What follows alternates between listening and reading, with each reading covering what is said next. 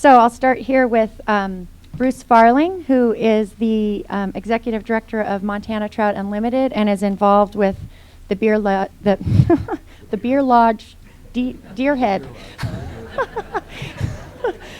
Okay, I have never done that before. Beaverhead Deer Lodge Partnership here in Montana.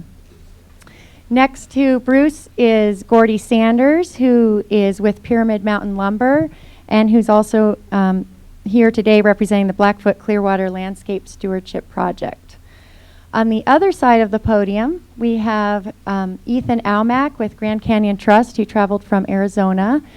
And next to him is Courtney Schultz, who's with the Forest Service in Arizona. And they are going to be talking about the Forest Restoration Initiative.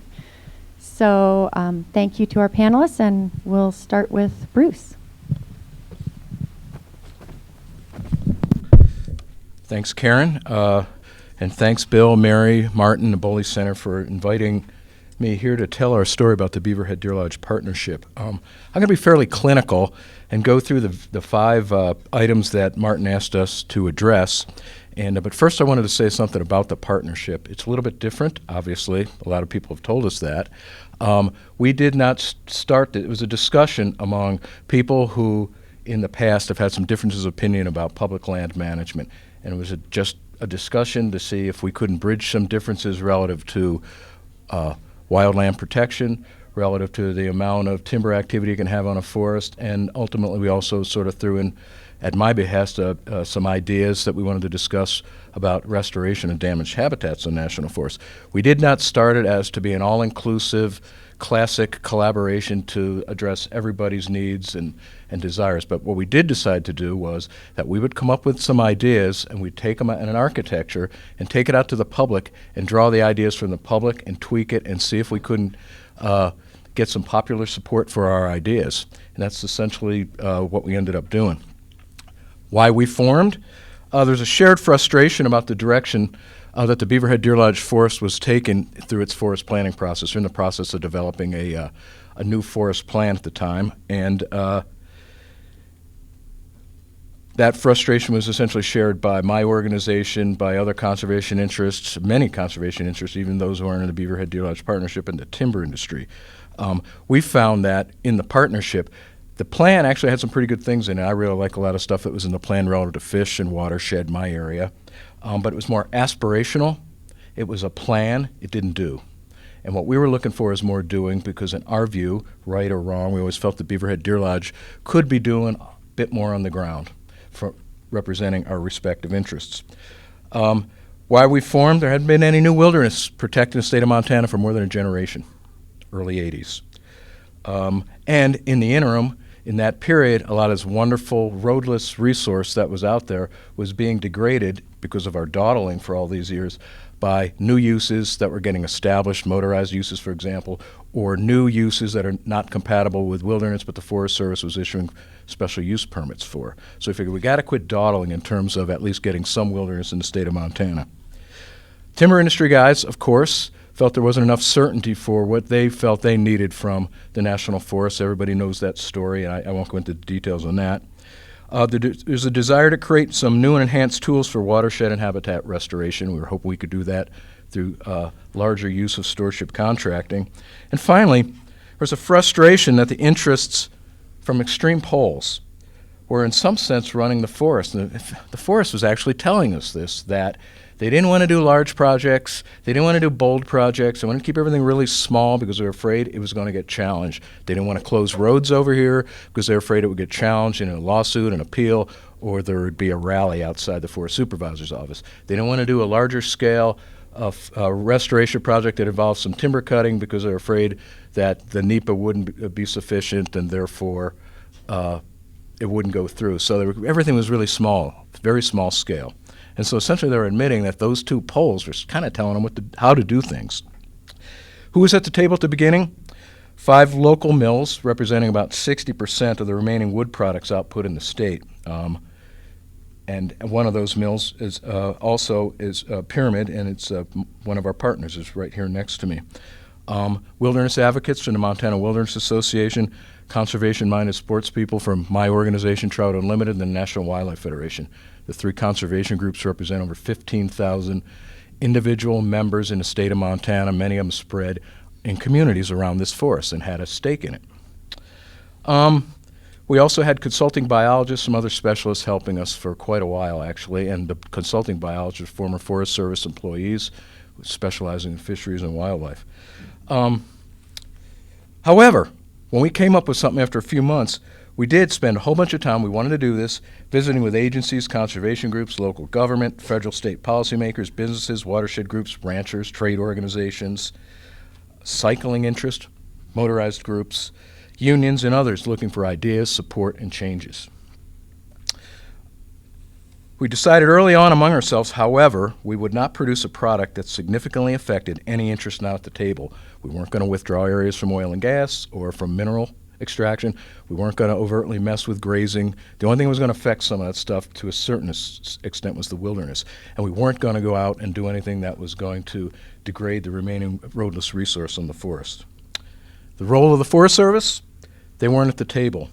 However, we had regular check-ins, many meetings and calls, including some people in this room, with forest staff and with line officers in the region and on the forest, sought advice about and also sought information relative to the resource at stake. From the get-go, all the way through, the Forest Service encouraged us to keep talking and keep producing something. That has been something that's largely misrepresented. In fact, the Undersecretary of Agriculture in his testimony, when he was asked, what was the Forest Service's role, he said, they didn't have one. Not true. The main objectives: protect roadless country on the BD as designated wilderness, provide some certainty, but not necessarily, and this is important, a guaranteed volume of wood for the timber interest, which is why if you read our proposal, we talk about treated acres objectives, which could be a whole panoply of different things you could do at a different intensity depending on the economy, environmental analysis, and public acceptance. We wanted to build a more productive partnership between the Forest Service and the public, and that's why in our proposal we have a couple layers of advisory groups to advise them on where you have these projects and then have a project-specific committee that helps design the project.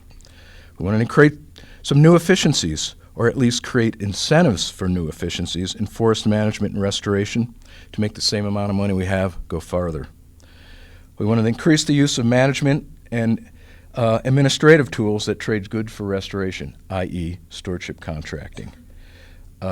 We wanted to, this is big with all of us, especially big for me, reduce the impacts of our redundant, poorly maintained 4,800-mile road system on the Beaverhead Deer Lodge Forest, which everybody admits are the largest impacts on fish, wildlife, wildlands, and water quality. Importantly, extremely importantly, we wanted to maintain existing jobs in forest activities and hopefully create some new ones.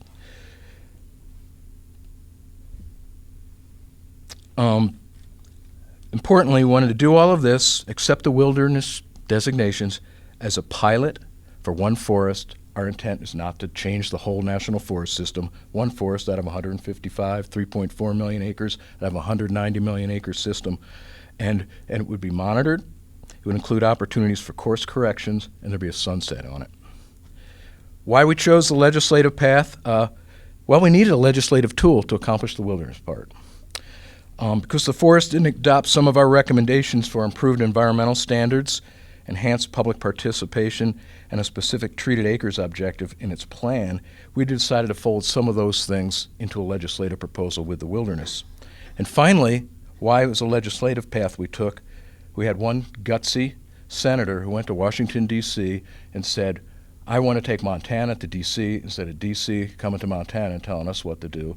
And he said, if you guys have a proposal out there, you get a lot of popular support for it, I will reward that work, and I'll take your proposal to D.C. And that's what John Tester did with the legislation. Great, thank you.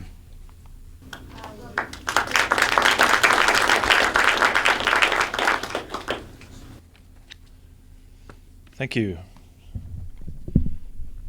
That won't adjust. Okay. Thanks. It's inspiring to be here with this group of people.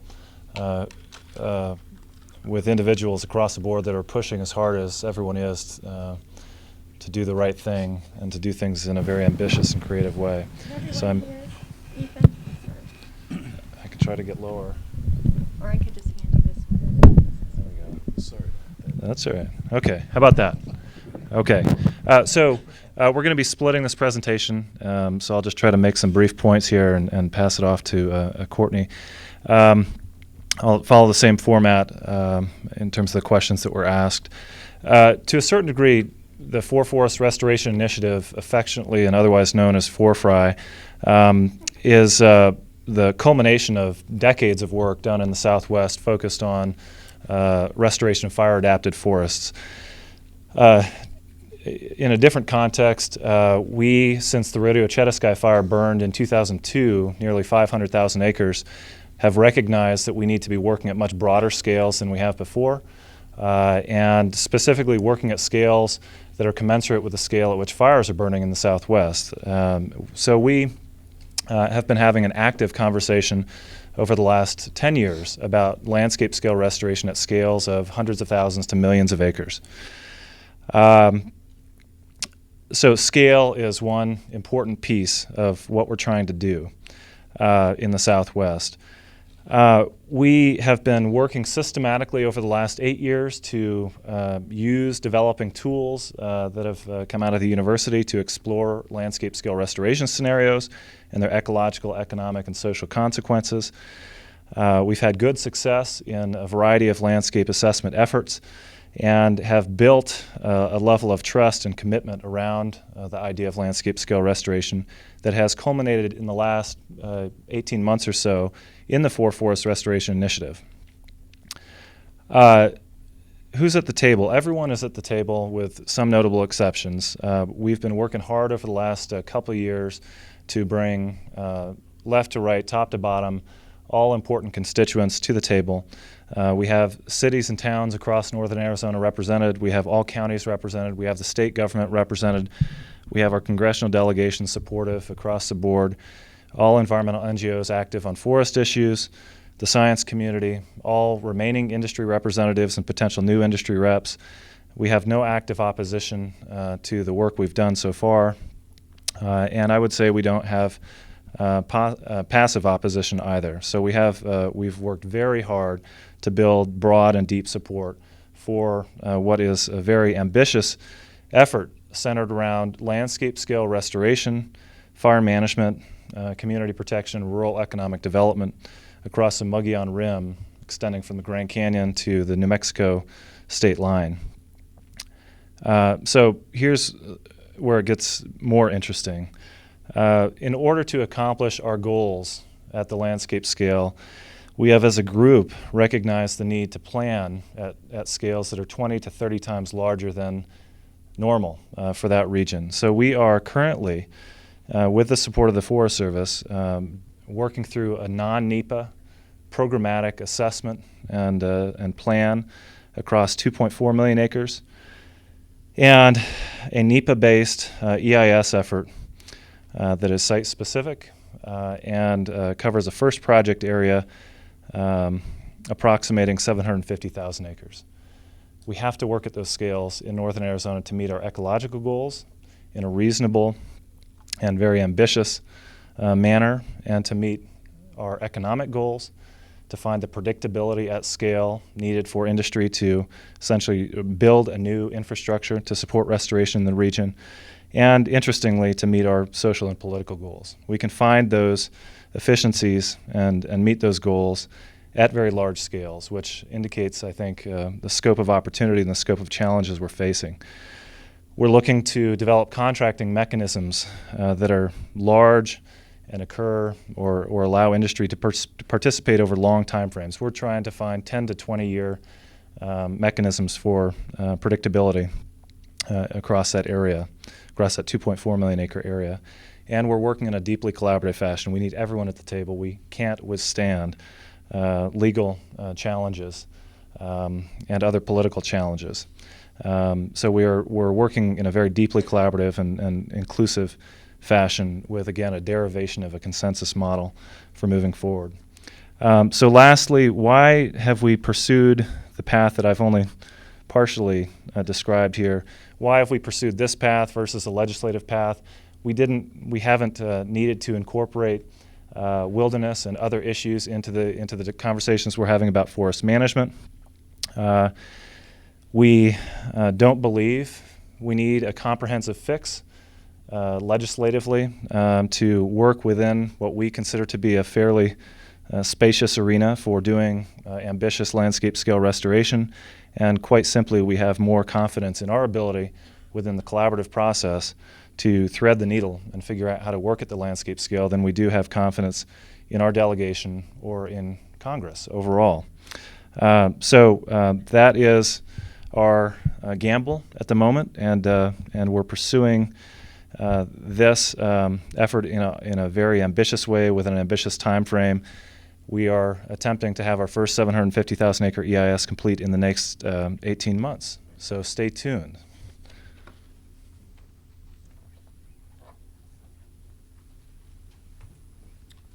Hi, good afternoon. So I want to talk a little bit more about the Forest Service's role in the 4FRI, because we tend to think of this effort as a joint effort between the Forest Service and the stakeholder group. So again, my name is Courtney Schultz. I am part of the leadership for the 4FRI implementation team for the Forest Service. Right now, the Forest Service, we attend almost all of the stakeholder meetings. The team that I'm a part of attends all of their working group meetings, and all of our line officers attend all of the monthly meetings, and we're working really closely together about, I think like Ethan said, the genesis of this effort really started with stakeholders, but the Forest Service has been deeply committed to it, especially for the last 18 months, but has also funded some of the key analyses over the last 5 years, including the analysis of small diameter wood supply across northern Arizona, which is really a foundational analysis for this effort. And then about 18 months ago, the Forest Service committed to staffing an implementation team, and that's the team that I'm part of. And we're kind of like a zoned interdisciplinary team. And it's our responsibility to sort of take the lead on figuring this thing out. So working with external and internal communication roles and responsibilities across the forest, because the 4FRI will take over the normal programs of work for the 4 northern Arizona forests over time. And it's really our job to figure out the planning with working with the stakeholder group really closely. We recently developed a CFLRP proposal together. So while I kind of coordinated that effort, we wrote it jointly with the stakeholder group. We had full support for it and sent that up together with lots of letters of support. So I think that was one of our first accomplishments, working collaboratively. And then also we use that as really an opportunity to work together through some of the strategic issues, how we're going to fund this, how we're going to time contracting and planning, some of our major challenges. I think the Forest Service, particularly the line officers, are completely committed to developing products that honor the collaborative group's work, while recognizing that we also have an obligation to take public input through the NEPA process, and the Forest Service has to retain the ultimate decision-making authority. So navigating that, working collaboratively within those legal constraints, is also one of our ongoing challenges. In terms of navigating FACA, also an issue that I know a lot of you are dealing with as well. We're in a primarily listening role, but when we're working with the stakeholder group, we're often giving a lot of input on limitations or opportunities or challenges we see associated with some of the conversation. But we don't vote, we don't set agendas. There's, I think, been a very strong commitment to taking forward work from the collaborative group into the proposed action and forward into the planning process. And we're also trying to finalize MOU to kind of outline our respective roles and responsibilities and give the group as much assurance as we can about our commitment to taking forward their products, while also making clear what our role is. Just to say a couple more things about our current approach to planning, like Ethan said, we're working right now with this group on a 2.4 million acre non-NEPA landscape assessment. And that's really the stakeholders' opportunity to identify frameworks for planning, prioritizing treatments, and guiding the nature of treatments. So that should hopefully be done in its first iteration this year. And then we are working on, for those of you who are familiar with the lingo, the left side analysis for the first project level EIS, and that's supposed to cover roughly 750,000 acres. That's been our kind kind of guidance from the line officers to do an EIS at that scale with no subsequent analysis, site specifically if we can. So I'll wrap up quickly. So just to try to really match the scale of planning with contracting, and I think it's really ambitious and exciting. And I just wanted to mention some of our major challenges that are still outstanding. Like I said, the funding, appropriately sequencing and timing, contracting and planning at the scales we're talking about. Planning at the innovative scales and figuring out how to do that will be an ongoing challenge. Coordinating with forest plan revisions. We have 3 plans under revision, and designing an effective monitoring framework and making this adaptive over time are some of the biggest things we're thinking about. So with that, I'll end. Thanks. Great, thank you.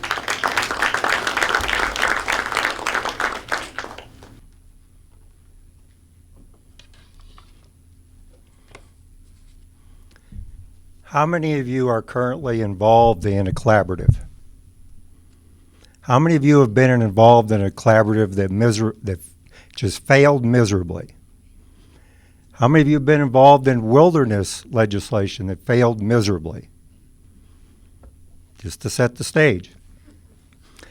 And then both myself and Pyramid Mountain Lumber, we've been involved, we've survived because of long-term relationships over the years with a variety of different interests and partners. And that's pretty important, as we talk about moving forward on who you already have relationships with and how you build on successes.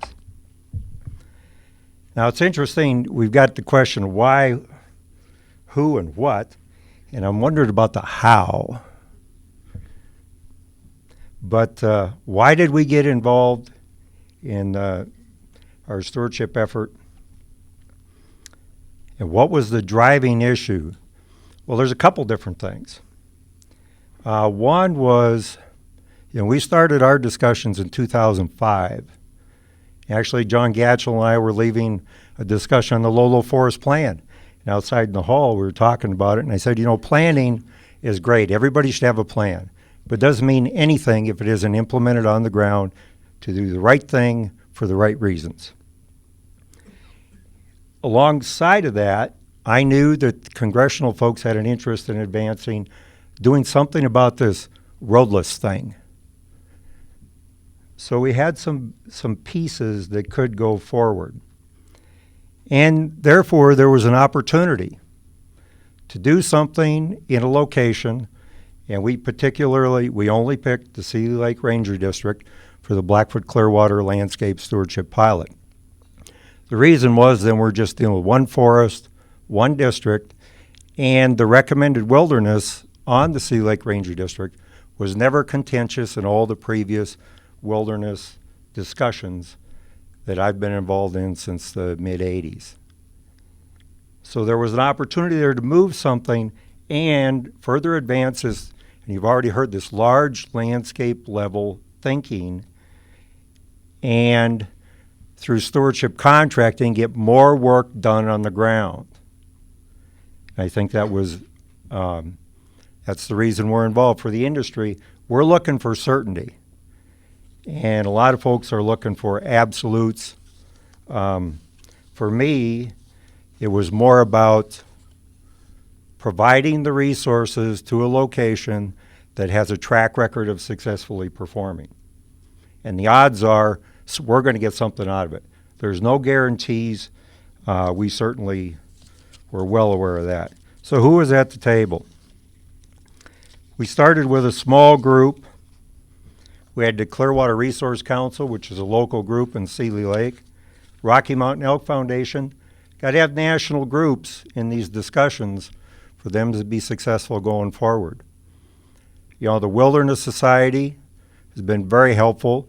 The Montana Wilderness Association, specifically John Gatchell, was very helpful and in terms of discussions with local snowmobilers. We had a local outfitter and guide, as well as the Sea Lake Drift Riders involved. Pyramid Lumber, a local rancher, and we had a consultant involved too.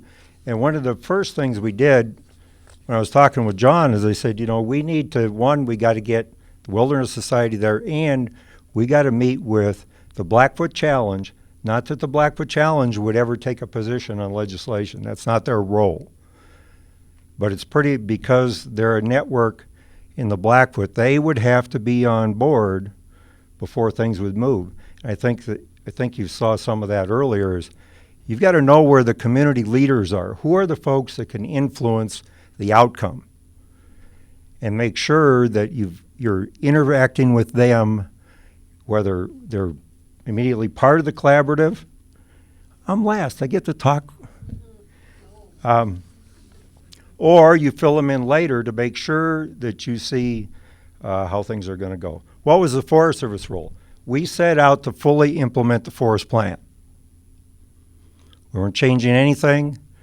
Obviously, the Forest Service had to feel comfortable about that. It's the first time anyone has ever gone down that track. So increasing odds of success was what we thought would work. They were at the table as advisors. You know, they can't participate in discussions specifically about legislation. What were we looking to achieve? Designating wilderness for our wilderness partners. You know, in all these collaboratives, the idea is everybody's sitting there to help everybody else get their interest achieved. It isn't a win-lose situation. To provide funding for resources to get the NEPA work done, because nothing happens on a ranger district unless there's a decision. And having predictable funding so they can plan on a district in a forest on moving forward, rather than, well, maybe I'll get to do, you know, an EIS in 5 years. And we had a long track record we had great stewardship contract there with the Clearwater Stewardship Project, which provided, you know, multiple benefits. It's more about just timber. It's about making sure everybody sees their piece on the ground, which increases the support for the project. And the third piece of it was a biomass plant.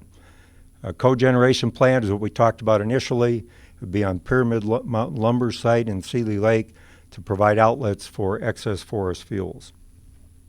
Why a legislative approach? You can't do wilderness without legislation.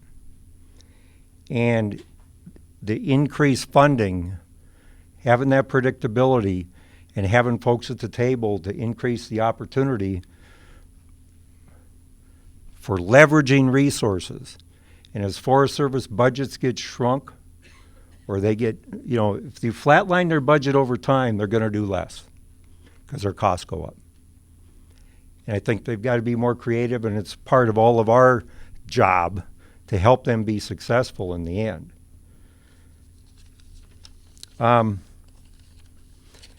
I think it's key in all these discussions. You know, what really worked for us, when you're talking about 10 acres, 20 acres, large landscape level gets beyond what happens to this specific 5-acre piece or 10-acre piece. It puts things in context. The why here, why now? Where's the logic for it? It isn't just a project specifically so we can go cut all the old growth trees. And I think that makes a huge difference. When you start talking about ridgetop to ridgetop thinking, that changes the dynamics for a lot of the mainstream conservation community, and it's what the communities want.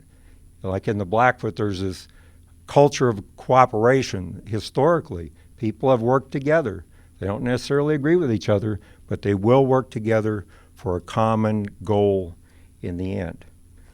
So I think the comment about values that came up earlier is huge. You know, people have strong values, strong opinions. It's based on how they grew up and their experiences.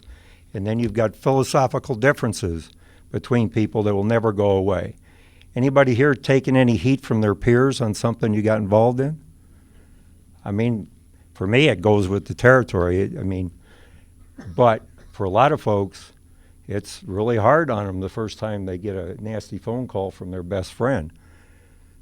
But if it's the right thing to do, the odds are it will be successful in the end.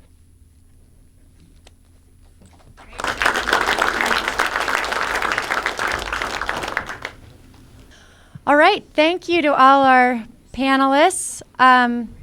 Let's take some questions. I see one over here from Scott. This is a question for Ethan and Courtney. You mentioned that you're doing, or maybe you've completed I think you referred to it as a non-NEPA programmatic assessment or analysis or something like that. Can you tell us what the desire is, like why you're doing that, what the expected outcomes are, and maybe a little bit of how you've structured how you're doing it, who's involved, that sort of thing? Well, that's been an interesting part of the evolution of this project. From the get-go, for a variety of reasons, everyone wanted to work at the scale of 2.4 million acres. There are political reasons for that. There are economic reasons. Again, there are ecological reasons. So from the get-go, I would say there's been unanimous support for working at that scale. There's been some vigorous debate over the last year about how to work at that scale.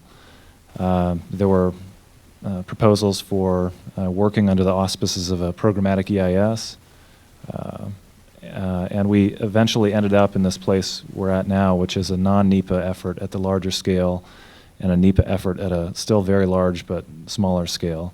What we're trying to do at the 2.4 million acre scale is find efficiencies that will allow project level planning to occur on fairly ambitious time frames. We're across that 2.4 million acre area trying to find sequencing and patterning to the work that will give a sense of confidence that for folks across that region that resources allocated in one part of that region now will come back and help them and shift to them later. We're working across 4 national forests, and so there has to be a sharing and shifting of resources that is fair and equitable. And so the non-NEPA work in large part is helping to identify, I believe, or will help to identify how those resources get shifted over a longer period of time in an equitable fashion. There are political reasons for taking on some of the key issues, habitat issues, sensitive species issues, interface issues with the forest planning process at that scale, and I could go on, but I won't. But essentially, we're trying to find a higher level of predictability, equity, and trust at the larger scale, and we think we can do that in a non-NEPA fashion. I'll just add that I think part of what the landscape strategy will do, that non-NEPA document, is really guide the development of the proposed action, and then also as the preferred alternative gets developed out in more detail. So it's really to help guide the project level design and then provide some assurance that subsequent projects across the entire landscape will have some things in common. And one of the things that we're looking at and looking to stakeholders to develop are some input on what areas are priorities, how we would approach treatments in different types of, I don't know what to call them other than management areas, but not in the sense of forest planning, but different types of areas.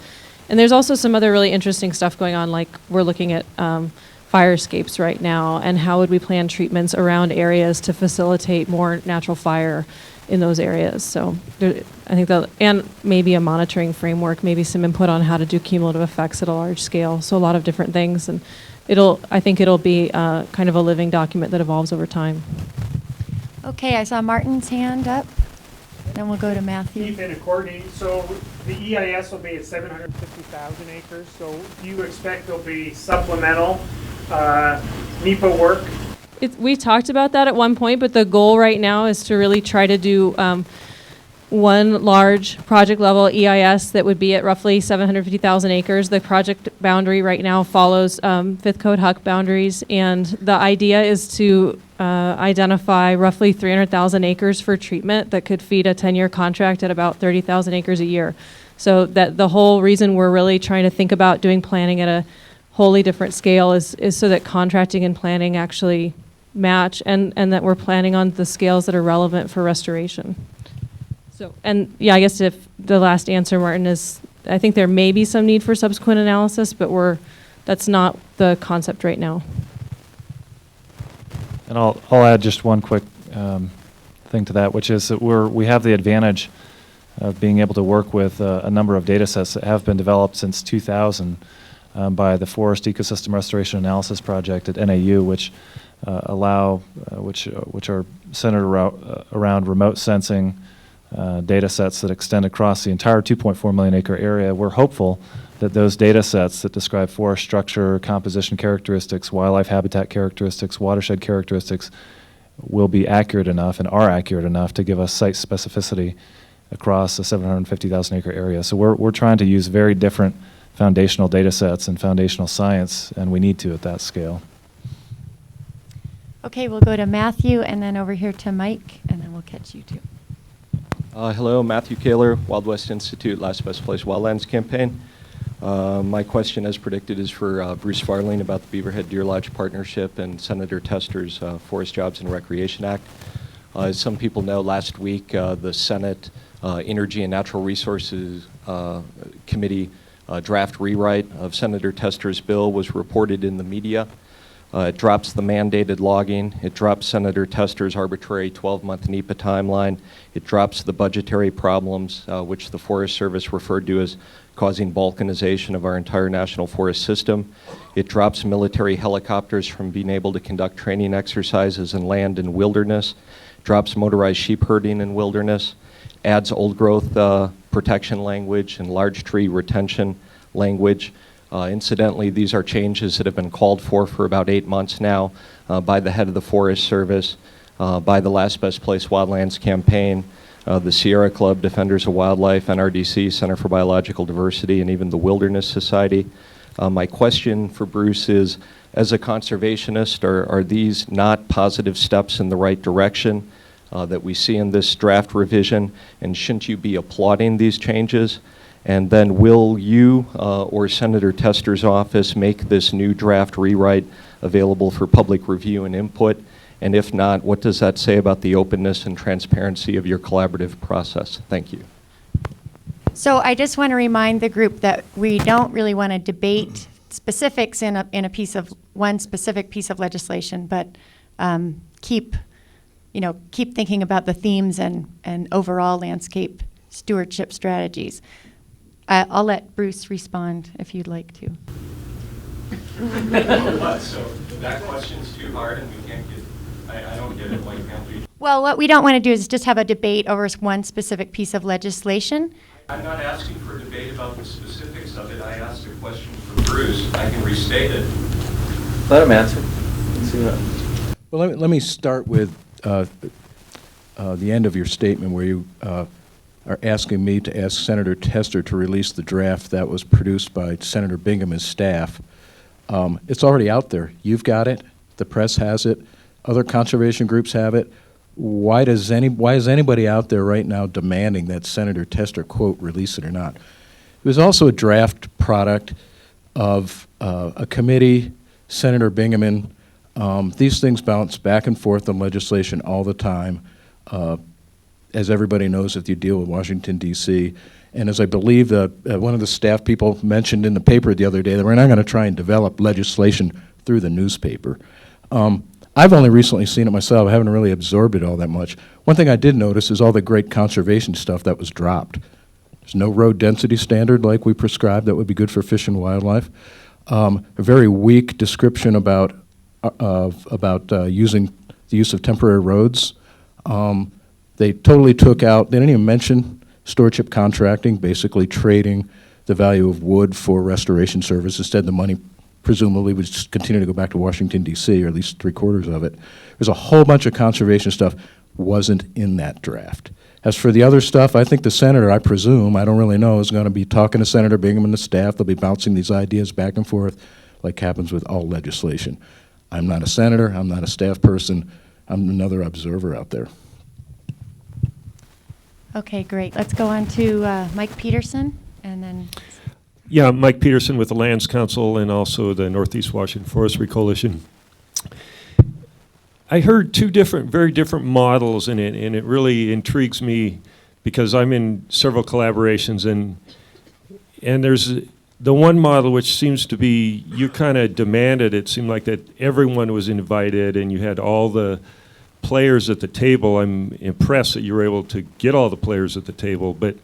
And then the other model is more of a kind of invite, by invitation only, and you mentioned not having the extremist groups in there, or they had to be mainstream. You said that. And so I just wonder, my question to all of you is, how did you get all the groups down in Arizona to come to the table? Because I think maybe the air is different down there, but I think there's pretty hardcore groups down there as well as up here in Montana. And for the Montana folks, if you had to do it over again, would you have tried to get some of the groups who kind of do the on-the-ground forest watch and appeals and litigation? I'm not comfortable comparing the two. I think one key point is that these are very different regions and different political landscapes, different ecological landscapes. So I can only speak to Arizona. And in Arizona, we have had a history of all key entities being at the table. That doesn't mean that there hasn't been significant litigation and that there isn't still ongoing litigation across that region. But we have had the Center for Biological Diversity at the table for the last decade, and for a variety of reasons, I think we've been able to keep folks at the table. I don't, we just did what we had to do. We found good levels of agreement between existing environmental groups and industry, and the industry that is down there is very different than industry in other regions. We have very little industry infrastructure in the Southwest, so I think that changes the dynamics of the conversation. And I think very importantly, we were able to find agreement with cities and towns and counties that allowed us to build a level of social support at the state level and the congressional delegation level. So it's been a multi-year effort, and I think we've had good science again at landscape scale that's allowed us over the course of almost a decade to really work through a lot of these issues and build trust. And I think trust is overplayed as a concept. Build agreement around working at scale. So between the science, the politics of the issues in that region, the state of infrastructure on the industry side, and I think importantly, leadership. We've had it with our forest supervisors and staff working on this. We've just had the right ingredients, and it's been a lot of hard work. I don't know that it should be considered a model per se for other regions. It's just what's worked for us over the course of 10 years, and we'll see if it's enough.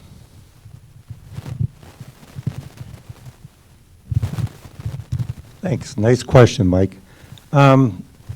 Keep in mind, would we have done the same thing? From my perspective, yes. When we started our discussions on the Blackfoot Clearwater stewardship pilot, there had been no discussion whatsoever, seriously, about wilderness in the state of Montana for 20 years. None. The public had no idea anything was coming. So when you're going to try something new, what you want to do is strategize for success. And that means I handpick people that bring the interest. It's not everybody, but have the interest, or certainly have those connections. And the expectation in the discussions is that everybody networks with everybody else to provide the feedback so we kind of know if we're on track or not. And that's the only way you're going to move the ball, rather than seeing if we had invited everybody to the table, people would have said, I heard it anyway, you guys are nuts. There's been no discussion on wilderness in Montana, not going to happen. And, the congressional folks we had at that point in time had been in the fights and have been beat up. And so they're very reluctant to go down the track again unless you can paint the picture that this will work, and politically it's less risk. And that's how you move the ball. And then you can think bigger. Do you want to add something? As I mentioned, we didn't start out as saying we were going to be this all-encompassing classic collaborative and invite every conceivable interest possible to the table to see if we could hammer things out. I mean, basically, this is a bunch of guys sitting around a table who had some differences, who kind of worked it out, produced a product, and said, well, let's go out and see if other people like it. I don't know what's wrong with that. We didn't have an obligation to then turn around and invite a whole bunch of people to come in and start the process all over again. But as I mentioned, what we did do is we immediately, within 3 months of meeting, 4.5 years ago, went out and started a sequence of hundreds of meetings and a whole bunch of other kind of communications all around the western part of the state to talk about what we're doing, to gather information, to modify our proposal, and it turned out really well. And if you look at the list of supporters of what we propose, it's actually pretty large. Conservation groups, local government, etc. And so it's just a different way to do things. Sort of like it's actually kind of the default process for forest management, which is you get a handful of people together, an ID team puts together an idea, goes out and sells it to the public and sees what the public thinks, and then changes it based on what the public tells them. Okay, you in the plaid shirt, did you still have a question? No? Okay. Other hands? Yeah, Lloyd, great, thank you. Yeah, Lloyd McGee, Vaughan Brothers Lumber, and Northeast Washington Forestry Coalition. My question is first for Bruce and then Gordy. My question is, as you've worked on the one component of the tester bill in which there's 100,000 acres to be mechanically treated, 10,000 acres a year. I heard that tell me if I'm wrong here, I thought I heard the Undersecretary of Agriculture testify that 10,000 acres a year treatment is unrealistic and unachievable. And that concerns me when we think about our backlog of acres. So my question is, did your collaborative group do any work to study what is needed on the land, for fuel buildup and the threshold of fuel buildup and the number of acres treated? Has there been a study to find out in that 100,000 acres, that it must have been identified because of a need? Is that true? And then Gordy, has there been a study in your collaborative in the acres that need treated, at least in the roaded areas? I'm concerned that maybe our collaboratives aren't doing our homework. It's tough enough just to show up for meetings. Anybody have an easy one out there?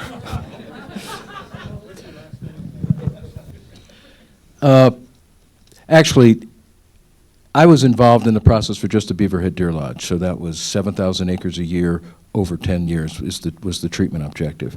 And that was essentially based on data from the Forest Service relative to what they formerly considered commercially suitable timberland, and kind of came up with that number. From a scale perspective, that's 7,000 acres in the Beaverhead Deer Lodge is 0.25% of the overall acreage, 0.37% of the forested acres, and still less than 1% of the developed portion of the forest, which, by the way, our proposal was that activity is only going to be in previously developed areas with high road densities that needed some treatment, that were wildland-urban interface areas, etc. We really didn't do any additional analysis beyond what we got from the Forest Service. Thanks, Lloyd. There have been discussions. Now, keep in mind for the Blackfoot Clearwater piece that I was talking about, we had no targets. The target was fully implement the forest plan. My expectation over time was we were going to get at least historically what came off of that district on a predictable basis, rather than having an EIS in 2001 and haven't had an EIS since.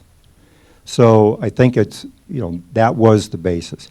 But there's been plenty of studies, and there's community fire plans that cover the entire Blackfoot. So we know what's out there. There's a lot of work to do, and I think, of course, we've got a CFLRP proposal in to try to implement a lot of those projects over the next 10 years. Okay, I saw Walter's hand, and Martin, did you already ask a question this round? Okay, I'll come back to you. Sorry. Yeah, I'm Walter Dunn from New Mexico. And this is a question for Ethan and Courtney, and that is, it seems to me that one of the things that really makes Fry different is its history with having Governor Napolitano really pull together that group of stakeholders under, strong leadership from the governor's office, which kind of gave them a whole different, level of visibility and helped get around a whole bunch of FACA questions. That really makes that effort unusual in how it started and what originally brought the people together than what I would say is typically the case. So, I know, Ethan, I'd be interested in your perspective on that. Is how that affected, the genesis of the effort as compared to, some of these other examples of how they started. Well, I think that is an important part of the process, and I didn't describe that earlier, but we started in a pretty low place, which is also important. We started in the 90s with Mexican spotted owl injunctions and the proverbial train wreck, and things didn't really get better until they got worse with the rodeo Chetasky. And so in 2002, things were at a pretty low place, and we were lucky enough to have then Governor Napolitano charge the Forest Health Council with convening folks and providing a safe space for people to start thinking reasonably about those issues. So since 2002, we've had 8 years of continuous monthly meetings under the auspices of the Governor's Council. And things started very slowly and started with a year-long effort to develop a 2-page set of principles that then spawned a series of white papers that then spawned a statewide strategy for restoring Arizona's forests, a tome that very few people have read all the way through. But in all of these stages, we were able to build consensus, absolute consensus around restoration, landscape scale restoration, industry-supported landscape scale restoration. And so there was an incremental positive trend, building of trust, building of agreement. And I agree, Walter. I think having the governor give her legitimacy to that effort, which has then transcended administrations, and we actually have our current governor, Governor Brewer, supporting the efforts of the council very strongly. We've had the right level of legitimacy and the right folks at the table pulling those issues forward. So I think it has been a very important part of the process. There's been a handoff from the council essentially to the separate collaborative, but I don't know that we would have been where we are now without that legitimacy and that space over a period of several years for working towards agreement. Other questions? Mo in the back.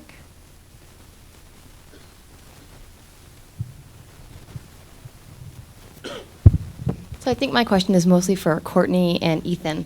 So I'm just thinking, when you do a NEPA analysis at the scale that you did it at 750,000 acres, there's a lot of benefits that come with that. But I guess I'm thinking about local contracting and how can you also do an EIS at that scale, and then also think about making sure some of the contracts that come from that analysis can be geared towards smaller local contracts. Does that make sense? Yeah, I think that a key thing about the scale is that in order to attract industry back to the area, we need to go really big. And I think the best model we have right now is the best business model we've seen is for one large contractor to take all of that material, and in order to create an incentive for them to rebuild, which is a process that'll take hundreds of millions of dollars, we need to be able to offer that level of supply. And so, one idea is that we may try to split that into two, like 15,000 acre a year contracts, stewardship contracts, but that's about as small as we talk about right now. And I think a key issue is that there's not a lot of industry left in the area. I think one hitch that we still need to figure out is what happens with the contractors and the infrastructure that's been built around the White Mountains and the White Mountain Stewardship Contract. So that will be an interesting thing as we move forward. Okay. You'll hold off? Okay. I can't see. Great, thank you.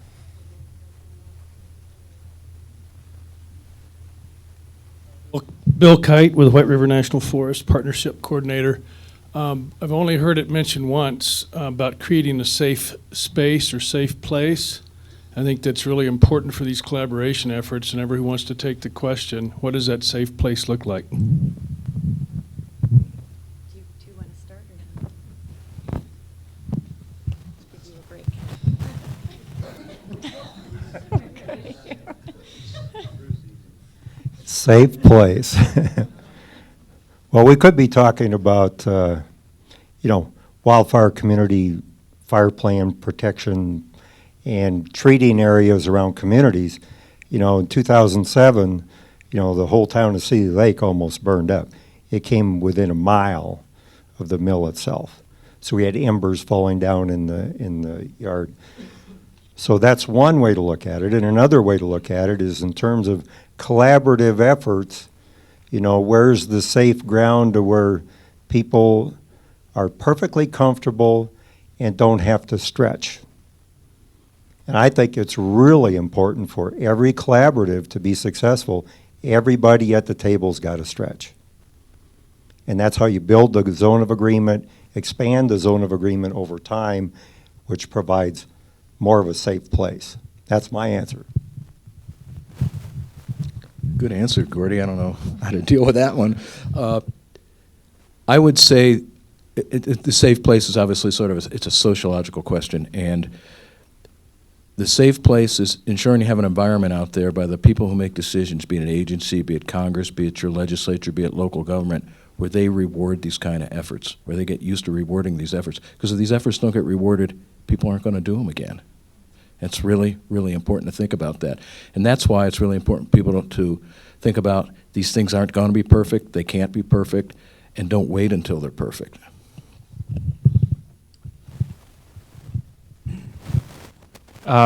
Just a couple maybe fragmented thoughts. I think part of the value of the space we've had is that our alternative to working in that space has been pretty dismal. I've worked in those spaces before, and when there are better alternatives for a significant number of the individuals or organizations in the room, that space becomes a vacuum, it becomes a void, it becomes meaningless meetings month after month. So I think in Arizona, for a variety of reasons, our alternatives to working in that space through the Governor's Forest Health Council primarily have been pretty dismal. In a related sense, I think one of the spaces we're working in now, and one of the spaces we've worked in before with the Governor's Forest Health Council, has been characterized by pressure placed upon that folks working in that space and a sense of accountability. If there are significant expectations placed on people working in that space, and it's a safe space and that you can broach contentious issues in any way you want, but if there's a significant sense of accountability placed on folks to deliver something and deliver something meaningful, it allows, I think, a level of productivity and a shift in behavior that's absolutely necessary. So, just a couple thoughts. And I'll just add that, I think the way we're presenting it right now, it looks like it's been really chummy Forest Service and stakeholder group, but there's been a lot of tension and difficulty, a lot of pressure placed on the agency at various times to really move forward with this. And we're in a really good space right now. And my sense is from all parties, for one, I'm kind of going back to Mike Peterson's question about everyone being at the table. This is kind of the game for forest management in northern Arizona, and we're talking about planning what's going to happen on these forests for the next 20 to 30 years. And so if you're interested in that, you want to show up. But then there's also this understanding that if you show up, you better have the time and the commitment to do the work. And that's probably the only thing that keeps us from having 50 or more people in the room every time we meet. But I have a sense that with this effort now, we have this incredibly precious opportunity, sort of a a feeling of a perfect storm with the kind of technical capacity we have, the level of agreement we have, no clear stopper issues between the agency and the stakeholder group. Our issues are really operational. They're related to capacity, budgets, contracting mechanisms, and how can we figure this out? And my sense is that the reason we're in a really good place right now is because no one wants to lose this opportunity. It's really incredible and kind of profound. And so I think we're all being very careful with it at this point. Okay, Janine. Janine Blaylock, Western Lands Project in Seattle, and I just want to make a really brief comment, which is that I hope we won't be totally proscribed from discussing or asking questions about recent and specific legislative projects. And the reason I say that is I know it's very controversial and it creates tension in this room, but that's what collaboration does too. And this gathering is about what makes for a successful or a not successful collaboration. And we have 3 specific examples of legislation in the last year that have come back from collaborative processes very substantially altered by Congress because, in my mind, they went a little too far in certain areas. So that, while we don't, I know this gathering is not about that subject, it's there and it's part of the discussion, and I don't think it should dominate, but I don't think it should be eliminated from what we talk about. Okay, we'll take one last question, Julia, and then we'll break. Hello, I'm Julia Reiber, and I work for the Forest Service. I specialize in NEPA and policy. However, my passion is with collaboration and with getting things done, which some people think are the opposites from NEPA and policy. But anyway, I was going to hold off on asking this question, but it kind of fed off of yours.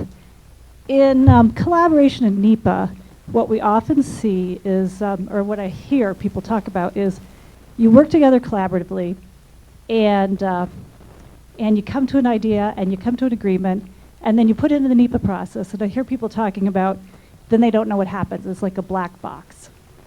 Hopefully there's ways we could work around it. And I understand the NEPA process, so I think I understand how we can work through that collaboratively. But my question is, or what I'm observing is, it almost seems like the same thing happens with the legislative process. You work together collaboratively, and then you hand it over to the public at large, and not just your local Forest Service, but the nation, your legislature.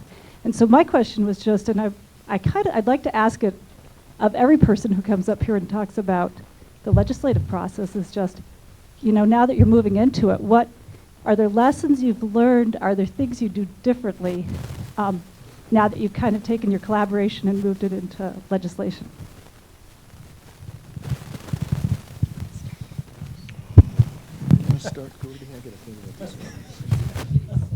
Sure.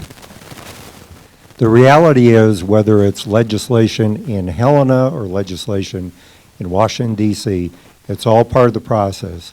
And a year ago or so, when Senator Tester introduced his legislation, he said, this is the beginning. And that's absolutely true. And you do lose absolute control. That's the name of the game when you're playing in the political arena. So making sure that, have you aligned in every collaborative that's pursuing legislation, have you aligned yourselves with those folks that have the connections to help you be successful and protect the majority of the concepts that you were looking to advance. And I think all too often, folks will underestimate, and then there are other things that happen. Look at the Melcher Wilderness Bill. I mean, all the industry was on board, and it just died for other reasons. So I think you never know where it's going to fall, and there are lots of other things at stake when you're playing in the political arena. And that's one of the reasons you want to make sure too that those folks that you've got around you are used to that. As I said, we've all failed, and if you haven't failed, then you haven't played the game. Well, I think what I've learned, I actually deal with legislation a lot, more on the state level, but occasionally on the federal level. I've been at the Montana legislature every legislative session since 1989. But at the federal level, I guess what I underestimated myself, I don't think some of my partners did, is that certain people in that process have more power than perhaps people in the United States understand. I mean, for example, staffers on particular committees who are unelected, who are not from the state of Montana, have gatekeeper responsibilities that they should have, but really turns out it's a lot more power than a lot of us perhaps had thought. But it's part of the process. You know you're getting into it, you have to deal with it, and it's part of the sort of bouncing things back and forth. I will say, though, that one thing we really need to think about here is that just because there's a few people in D.C. don't like something doesn't mean the whole country doesn't like it. Because I work for a national organization, 145,000 members around the country. They all know about, for example, Senator Tester's bill. And I'm not hearing a lot of complaints from those folks, but I am hearing a lot of attaboys that, God, this is a pretty good idea. It may not be perfect, but maybe this is what we need to sort of kickstart some things. So what happens in D.C. is not necessarily reflective of people's attitudes all over the country, how they feel about these things. Okay, well, this has been a good discussion, and it will continue through the next day and a half. Thank you, everybody. I was hoping not to go first because I wanted to just highlight what was different about ours than everybody else's, but here you go. And it is pretty lengthy. I'm going to give my groups credit for really making sure that they got all their ideas out there, which is great. Clearly defined decision space, which really was about defining roles and what's legal and what isn't legal, where the boundaries are, and staying within them and making sure that everyone agreed upon them. And you can read the columns. I'm going to try not to read everything that's up there. Agreement on science. There was a lot of talk about, there's a similar idea in terms of defining things, but we had a hard time. Everyone agreed that we all needed good science and we were on the same page with that science, but then there's this question of what is the definition of good science? And we thought about writing credible or good, and then someone said, just write bad science. It's just kidding, but we need a base of knowledge that we all agree to. Funding and people power, it's those logistical pieces that I think everyone understands what's underneath that. Make sure it goes through the process, the workforce, the agency are all engaged, that we have the resources that we need that way to make these efforts work. And then scale and location. The scale needs to be appropriate. We also talked about this idea of that priority landscapes are identified somehow, and that fits with the one above it. Ensure single interest doesn't dictate a spatial location. So across the larger landscape, everyone agreeing to what is the key landscape that we're working with. Okay, then benchmarks is blank, but there we go. We're just down too far. The idea here really is that it can be a long process, so having steps along the way to say, yeah, we're getting somewhere. We've done something, it's important, it gives us patience, we have realistic timing and realistic goals. And then representation and process, fair and diverse representation covers a lot of this, but there were some key pieces that came out in there. The idea of players who have standing, they have some support in the community, they're leaders, there's local governments there, acknowledging that national and regional interests are also represented, even though maybe a local folks at the table. Yeah, the good process and facilitation is important. Political cover, meaning there's some political support to get done what you come up with, what you agree to as a group. Oh, clear definitions. There are a number of different things that we agreed we really need to agree on, starting with the basics of what is a landscape, what is restoration, what is stewardship, what are our goals, what is the desired future condition. We have to agree on the problem, that came up last time as well, and then a definition of success, all related. Some incentives reward the collaborative effort that came up in the panel today, and incentives for implementation. So don't just make a plan, but make sure that actually the plan gets implemented as we go. And then managing conflict came up, a really important component to achieving this, recognizing that conflict is inevitable and still having mutual respect. Those came up from different people, but we agreed they were related. Understanding the difference between collaboration and negotiation. And balance, like that. That can just sum up everything. We just need balance. But this idea of appropriate balance between ecological, social, and the economic goals, that not any one of them get left out. I think that's it.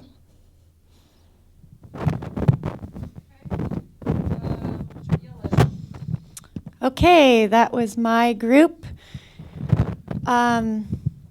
So let's start with one of the biggest ones was understanding realities of the playing field, and this was also the hardest one to come up with a name for. But it was all about what are the external realities in terms of your agenda, can what the group wants to do get done, what's the political framework, the laws dictating what can be done. Do you have the social capital? Legal sufficiency was, do you have your I's dotted and T's crossed in terms of meeting legal requirements? And then the clear and reasonable time frame and measurable and tangible objectives. So it was all, how do you build your plan in the context of the bigger social and political reality? And can you go all the way down? And I just want to see if there was okay, good. Okay, stakeholder composition and commitment. This was all about having a diverse group, having a grassroots initiative from the bottom up, willing agency people, basically getting the right players at the table, implementation of market interests there at the start. And this incremental actions to show success feeds into what the red group also mentioned.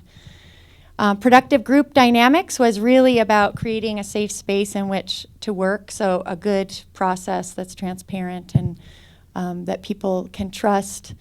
And beer was put up there not necessarily only to refer to alcohol, but to talk about what happens when people are social together and how that really supports in the overall process. Funding for collaboration is in there as the need for facilitators and to help people get to meetings, all the structure that helps support the collaborative process. Collective awareness and knowledge is really that science piece, and it's related to social, economic, and ecological science. So someone described it as book knowledge. It's also workforce and manufacturing capacity, but what data can you gather and apply to how the project's designed and implemented.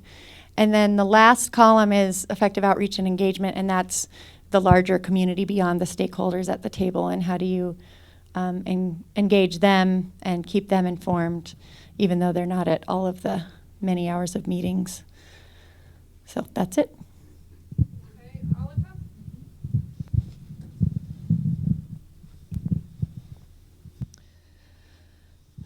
This represents the work of the Green Group, and which is expected. A lot of redundancy or a lot of the same kinds of concepts came up with our discussions. We have collaboration up there because we wanted to make sure that if it was implied as part of the question, we weren't sure. So we thought, well, one of the key components to answer the question that we were given was that we all believe in collaboration. So it's sort of a no-brainer in a way, but we wanted to explicitly state it. Most of these things are pretty self-evident. Include all parties, don't exclude people. The notion of trust and clear understanding of applicable laws, regulations, and policies, community engagement, the business about risk to succeed and the risk to fail. It came up before, the avenue for non-participants. In other words, how do you get people who are not sitting at the table to engage? Not only sharing information with them, but how can they also provide input and information to the process. Succession planning is needed. How do you how do you work with people so that when you retire, other people that come after you will continue the good work inside and outside of the agency, certainly not just for the agency. The idea of lessons learned sharing is really important. I mean, why do we continue reinventing the wheel again and again and again when we could really learn from each other? So some way of doing that.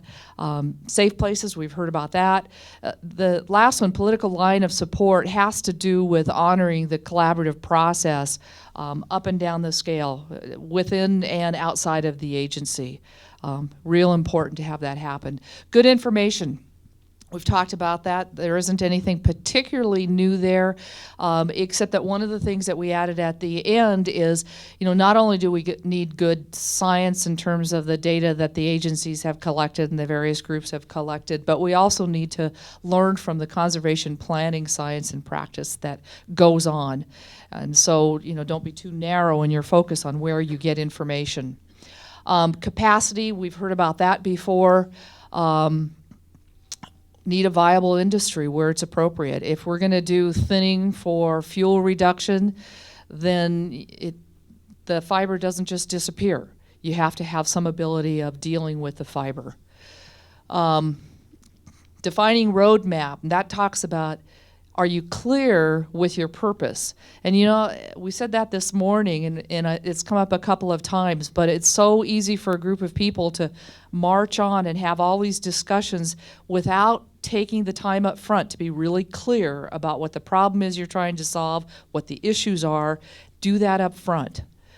Common ground that seeks achievable outcomes, agreement on objectives. That's another thing that we've talked about a couple of times, but is really important.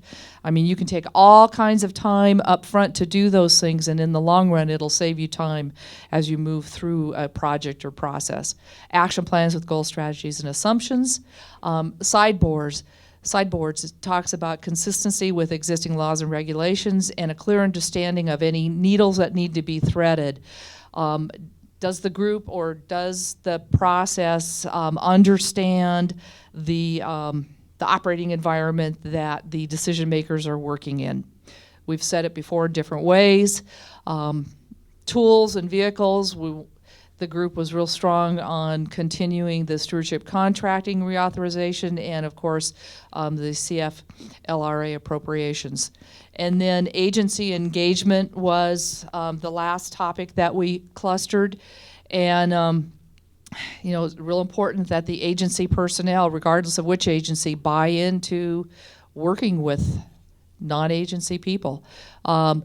The business about the Forest Service, more flexible and collaborative, that's really about encouraging the agency to, I'll just say promote those people that are champions of a collaborative process instead of allowing and condoning people that are in decision-making positions that aren't interested in working with the public. Big mistake. So that's something that needs to be done. Clear roles and expectations and the business of risk to succeed and risk to fail. Now I want to make a comment about this process. In some ways, we think that some members of the group believe that this question is a lot like the question that we had this morning, except maybe reversed or slightly different. And so the results that we've come up with are real similar to a lot of the results that we came up with this morning. And so we spent a little time talking about, well, how can we really get the discussion to be more meaty? And part of it's just the nature of working with a large group of people. You've sort of got to get a common understanding and context setting before you can get into the really meaty issues. And so, we'll have a discussion with a planning group afterwards, and maybe there's a way that we can tweak one of the questions tomorrow, for example, that sort of helps us get at some more detail and specificity in terms of helpful information that people can take away from the workshop. Anyway, thank you, group. Did a good job.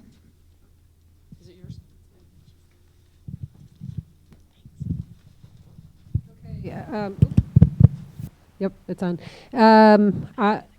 That's okay. We had a thanks, Kasha. A good discussion. There's a lot of overlap. You'll notice, and because of the table, we couldn't reorder the headers, but the group wanted to make sure that they were presented in order because they thought this was really important. So in other words, the context, the why of a group gets together to develop and implement landscape scale projects and plans is very important. There's got to be a common purpose that brings people together, a motivating need. People have to understand the geography. You heard before, there has to be that agency commitment, and they have to agree on the scope of the project. The how is also equally important. Clear agreed upon structure. You'll notice that beer is in there too. At one point we had beer as the overarching piece because, it always makes people laugh, but it is really true that it's those social times outside of meetings that relationships and trusts are really built. And so providing beer and food is actually a very essential component of making these things happen on the ground. But anyway, we put it upon structure because it's an important piece. Clearly defined goals and objectives. A lot of these have been mentioned before. Transition plans, when participants change, that doesn't refer to just agency, that's also non-agency participants as well. 3, the participants who, there's a long description of the characteristics of the who's that are important to get to the table. Obviously, they need to be willing. Stakeholders all stakeholders are represented. This might be a new one. There's a need to have 1 or 2 main champions that really bring the group together and get the process going and keep people at the table. Also support from leadership of each of the stakeholder groups. So there was some discussion about sometimes the participants are not necessarily those in charge, and that the participants at the table need to have support within their own organizations to be an active participant at the table, so the agreements will be upheld. Very important from the group's perspective to have the workforce representation as part of those participants at the table. And that people should need to have a willingness to compromise. 3, 4, I'm losing 4. 4 is the resources, essential to move forward. You need money, you need support from participants to invest the time and energy, and facilitation, note-taking, travel funds. Knowledge base, there's a long list here, I believe. And it gets at the importance of everybody having a similar knowledge base in order to move forward. It gets into ecological, economic, and social issues, including both historic and current information. Having the scientific expertise. One group brought up this idea of having an ecological advisory team involved. There was a lot of discussion about that at the workshop, and it was in essence a way to peer review agreements made by a collaborative group, if I said that correctly. Mostly, okay. And then implementation, because nobody wants to come to the table just to talk. They want to make sure they get to implementation too. And in order to get there, you need a trained workforce. Multi-party monitoring is a really important component. Adaptive management, and again, the economic infrastructure needs to be there if you're going to implement. Hopefully I covered all of it. Okay, we've got dual microphones. Okay, so there's not really much of a wrap-up. I want to cover a little bit about tomorrow. Today we did a plenary breakout. Tomorrow we thought it really important to do both plenaries during the morning, so you had all of the examples on the table when we go back in the afternoon into breakout groups.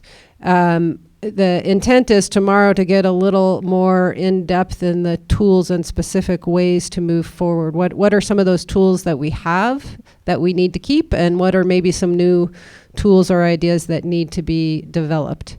As Alika said, we're going to get together at the reception or before the reception as the planning team and talk about, we want to be good symposium organizers, and if we need to be adaptive in changing the agenda tomorrow, we will do so. So if you have some specific feedback to us, we'd love to hear it. Okay, and the other thing I just wanted to clarify from the previous session, there was the question about the tester bill, and I said, well, we're not here to debate a specific piece of legislation. And I just wanted to clarify, in case there was some confusion, that we definitely want to talk about legislation as a strategy and administrative approaches as strategies, all of these, but we just don't want to take a lot of time debating the intricacies of some of these bills, because there's a lot of people with different perspectives on some of these different approaches, and while we want to have a good, healthy discussion, we just don't want to dominate over, and since we're in Montana, sometimes the tester bill looms large. So I just hope everybody knows we still want to have a vigorous discussion, and that's the clarification.